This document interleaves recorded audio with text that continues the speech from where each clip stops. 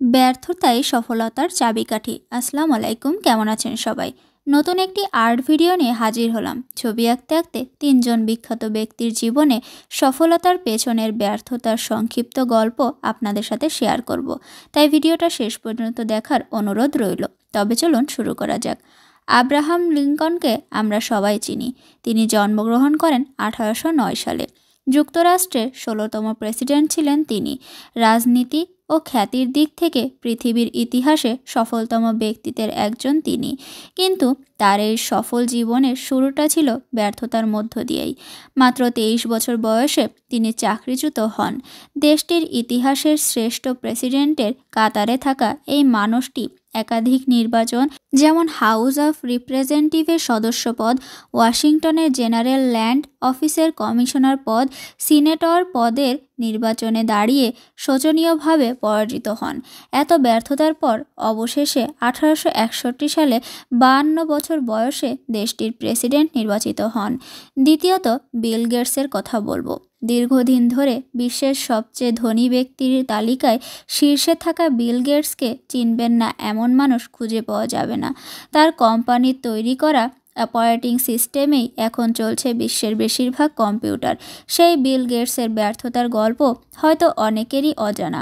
মাইক্রোসফটের কো-ফাউন্ডার বা বাল্যবন্ধু Paul Allen আর Bill Gates মিলে ট্রাফ ও ডাটা নামে একটি মেশিন তৈরি করেছিলেন, যেটি ট্রাফিক কাউন্টার থেকে ডাটা সংগ্রহ করে গুছিয়ে নিয়ে সরকারি ট্রাফিক ইঞ্জিনিয়ারদের সরবরাহ করবে।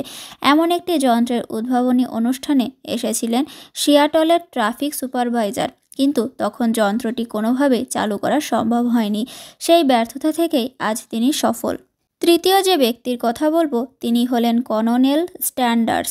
বিশ্বের সবচেয়ে বড় ও জনপ্রিয় ফাস্টফুড চেইন কেএফসি এর প্রতিষ্ঠাতা কর্নেল স্যান্ডার্স। বিশ্বব্যাপী এই ফুড চেইনের শাখা রয়েছে অগণিত। ভিন্ন স্বাদ নিয়ে শুরু হওয়া এই প্রতিষ্ঠানের প্রতিষ্ঠাতা কর্নেল স্যান্ডার্সের এই রেসিপিটি খুঁজে পেতে চেষ্টা করতে হয়েছে 110 বার। শেষবার এসে তিনি সফল হয়েছিলেন। মাত্র 5 বছর বয়সে বাবাকে হারান তিনি।